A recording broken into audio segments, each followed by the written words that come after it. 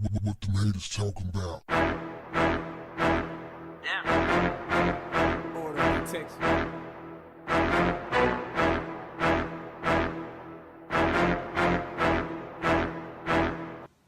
What's up, family? Recent high school graduate Bianca Roberson had just left the mall where she was shopping for new clothes for college. Her car and a pickup truck tussled for position on the road. The man in the pickup truck pulled out a gun, shot in the head. Now she's dead in what police are calling a road rage incident. The savage who shot her has since been caught. Y'all check out the video. Leave your comments and I'll come back with mine. We are following breaking news for you this noon. A suspect has now been arrested in the road rage killing of a Chester County girl. 28-year-old David Desper is now charged with first-degree murder and being held without bail. Only Action News was there early this morning as a red pickup truck that police say belongs to Desper was brought in. West Goshen Township Police say it is the truck that was involved in the deadly incident on Wednesday evening.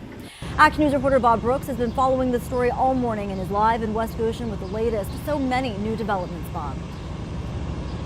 Well, Nydia, here's his picture again. 28-year-old David Desper of Trainer. Police say he and the victim, Bianca Roberson, were trying to merge into the same lane. Well, this man got angry, and as a result, his solution was to pull out a gun and shoot her in the head.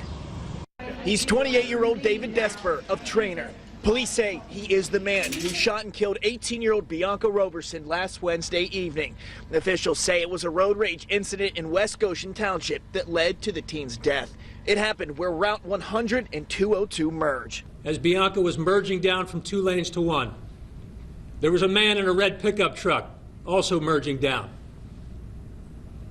And they jockeyed for position. And he wasn't happy. So he pulled out a gun and shot Bianca in the head, killing her instantly. Roberson's car would then drift off the road into a tree. District Attorney Tom Hogan says Desper was tracked down through great police work. They went out and they found witnesses who told them, red pickup truck, a white man, a sound like a gunshot. The police immediately pulled up video from Route 100 and 202. Hogan says they were getting close to Desper, but this morning he turned himself into police. Action News was the only station there as his pickup was brought in. Hogan also says their expert matched the bullet that hit Roberson with the gun found in Desper's home. That was a .40 caliber Smith & Wesson semi-automatic handgun. This is the story of a savage and senseless murder. Bianca Roberson, 18 years old, gunned down because somebody didn't want to give way. Somebody didn't want her to merge into a lane of traffic. Horrible story indeed. Desper faces first-degree murder. He has no bail. When I initially saw this story, I was a little concerned about their commitment to catching the suspect because this is what the police chief said. They were jostling for a position or whatever. And unfortunately, this gentleman took it to a degree that was unconscionable. Gentlemen, what gentleman pulls out a gun and shoots a woman in the head? So that threw me off, but they caught him. So this happened Wednesday. So what do you got? Thursday, Friday, Saturday, Sunday, bam, caught him in 4 days. That's pretty good. That's pretty good. That's the police and the community coming together, working together like they should. That's the way things should work out.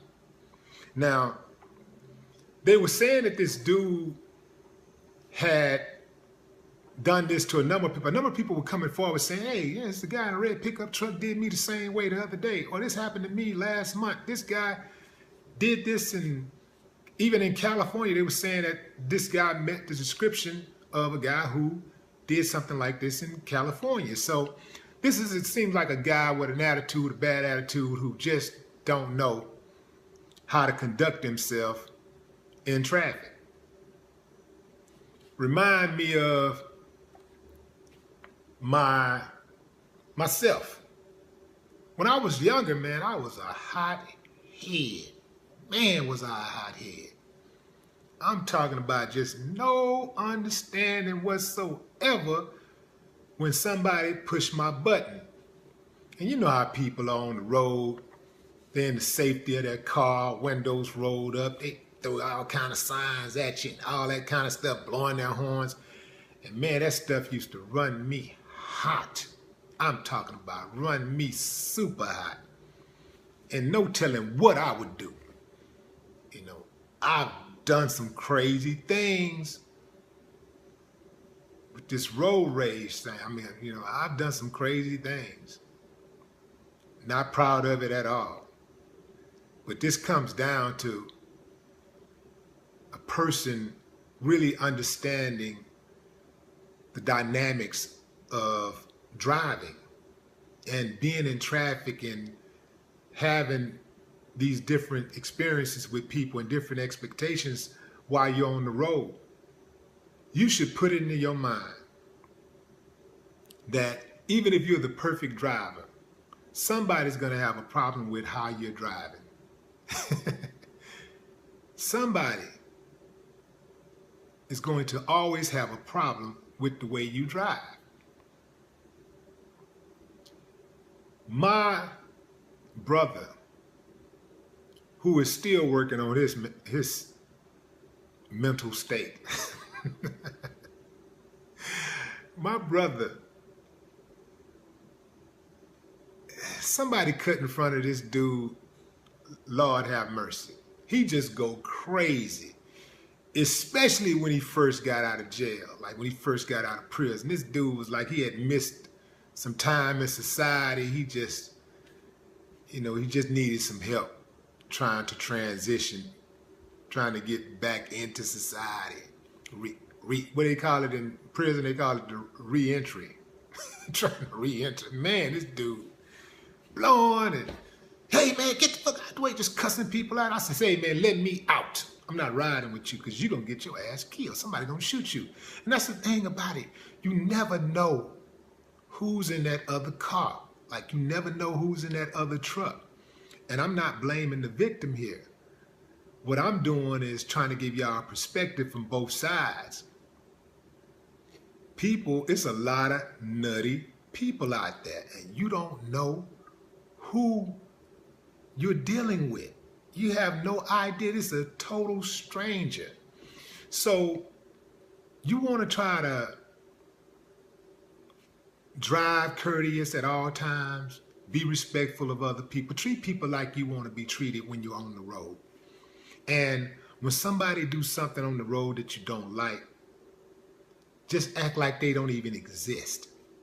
Because you don't want to put yourself in a position where you have to harm somebody or somebody have to harm you over a simple misunderstanding. Just a simple misunderstanding. You don't want to have to go there. After checking this story out, I was like, you know, I don't want to just talk about this story. I want to bring something additional to the table that can probably assist you guys in the way that you conduct yourselves out there on the road. So what I decided to do is come up with some common reasons that drivers experience road rage. And here's one: fighting over a parking space. This happened to me often, but it's really about being courteous. You know when somebody's beating you to a parking space. Man, let them have that space and go ahead and park down further. It ain't that serious. It's just really not that serious. I know sometimes we're in a hurry and we want to get to where we're going and all that stuff, and we just want to zip in, and we feel like if we have the positioning to beat somebody who's been waiting longer to that parking space, then we should do it. That's not cool. It's really not cool. Coming back to treating somebody like you want to be treated. If somebody did you like that, you wouldn't appreciate it. And again, you never know who's in that car and how far they'll take it. So move on. It's just not that serious. I'm not saying if you've been waiting, just let somebody bogart you. I'm not saying that. But move on. In most cases, we know if somebody's beating us to a parking space, just move around. I was in this position about a year ago. I was visiting my cousin at the hospital, RIP, and this guy in a pickup truck. The hell is it about those pickup trucks? Guy in a pickup truck. He tries to get the space that I'm in. Now, I had the better positioning, and I had actually beat him to the spot, but he took exception to it. In this case, I held my ground. I was like, you know, you're not getting this space and you're not finna pump me.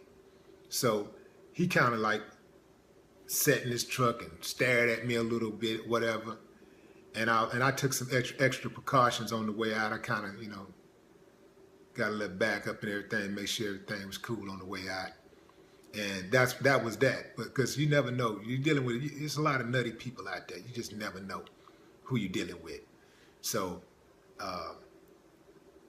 yeah, I had to call some. I put the reinforcements on him and everything, and you know, luckily we didn't have to go there. But he was gone by then. Well, actually, he wasn't gone. I saw his truck parked. But yeah, anyway. So that's one, and I'm gonna run through these other ones a little quicker. People getting cut off. Again, it ain't that serious. Sometimes you cut off people and don't even know it. So it's not that serious. Somebody cuts you off, man. Just deal with it and think about times you've cut other people off, and that should help you get through it. When you're not allowed to pass, sometimes people are not as courteous as they should be. And that's one of them situations where let it ride. It ain't that serious. Now, this is a big one. Somebody do that. They give you the finger. That pissed me off. That's an instant piss offer right there. But again, it ain't that serious. Man, let them make it. Because somebody ain't gonna let them make it. Somebody gonna chunk themselves out there and do something to their asses. Don't put yourself in the position. Let somebody else handle it. Let somebody else deal with it. Let somebody else go back and forth to court. Let somebody else have a wreck and deal with that. It ain't that serious. Just, in fact, when people do that, if you ignore them, it actually hurts even worse, but it don't provoke them to act out even more. It's like you ignore them, just like kind of like a troll. You just ignore them and just keep on moving. Do them like everybody else in their life do them. Ignore them. Annoyed at someone honking too much. This is a big no-no for me. I use my horn very sparingly. If I blow my horn, it's an absolutely must. I never blow my horn. Even just pulling up at people's houses and stuff, I call and say I'm here. I never blow horns and stuff, wake up the damn neighborhood. And I don't blow horns if somebody cut in front of me or whatever. Every now and then, I ain't gonna lie, I will, but most of the time I don't. I don't, because again, it ain't that serious. When you get stuck behind a slow driver, just go around. People love to just blow and show off and showboat and all that stuff. Man, if they slow, they not driving, just go around them. Tailgating is a big one. Nobody likes to be tailgated. I can't stand it myself. Sometimes I have to work on this myself. If somebody tailgates me, I actually go slower. I need to work. Look here, I'm a work in progress, y'all. I ain't saying I'm perfect. Just because I don't follow my own advice sometimes don't mean it's not good advice. All right? So tailgating, again, in most cases, somebody tailgate me, I get out of the way and let them pass. It's not that serious. Now, these are some ways to actually avoid road rage. If somebody's tailgating you, just like I just said, just move over. This is another one that works. And this doesn't mean there's nothing about you weak. It ain't got nothing to do being weak or passive or all that. When somebody is tailgating you or you cut somebody off, because I do that sometimes, I cut somebody off and not even really mean to cut somebody off. But I don't realize till after I did it, and I'll just throw my hand up and like wave and just let them know I'm acknowledging that I was wrong. And that's all it is, just being courteous, just common courtesy. And that goes a long ways. Another thing that you can do is plan ahead. I like to plan ahead myself, because when you don't plan ahead, That means that you're stressed, you're moving too fast, you end up running a light, running a stop sign, you might get yourself in an accident, you end up just really committing a number of traffic infractions along the way. So, and if somebody does something to cut you off or slow you down or whatever, you get agitated real fast. So just planning ahead and leaving on time and giving yourself time to get slowed down will help out a lot. Again, and I said this, use your horn sparingly. And this is a big one. This is a big one that some people just can't do. Some people just can't bring themselves to avoid eye contact and giving angry drivers plenty of room. Some people out there are just plain old nutty. And you have to let that nut jump out there and hurt somebody else. It's sad to say, but you need to avoid it. Make sure avoid this nut by all means.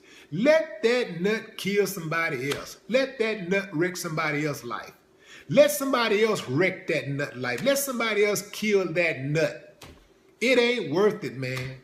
So all of these things, when it comes to traffic, the bottom line, it really comes down to it's just not being worth it. 37% of road rage, traffic accidents involve guns. So most of these people, you have to assume that, I don't care how little that person is, I don't care if it's a male or a female, whatever, what their nationality is, that ethnicity, it doesn't matter. Always assume the worst. Always assume that person probably got a gun in their car, because that's what bullies and people that overly aggressive, they tend to feel a little bit more emboldened when they have a gun. So oftentimes people who act like this, they got a gun and they're frustrated, they're ready to shoot somebody, ready to do something to somebody. So just always assume the worst, get out of the way, let that nut wreck somebody else's life. My condolences to Bianca Robeson's family, friends, and loved ones. Y'all be safe out there on that road. No more talk. What the haters talking about? Order, Texas.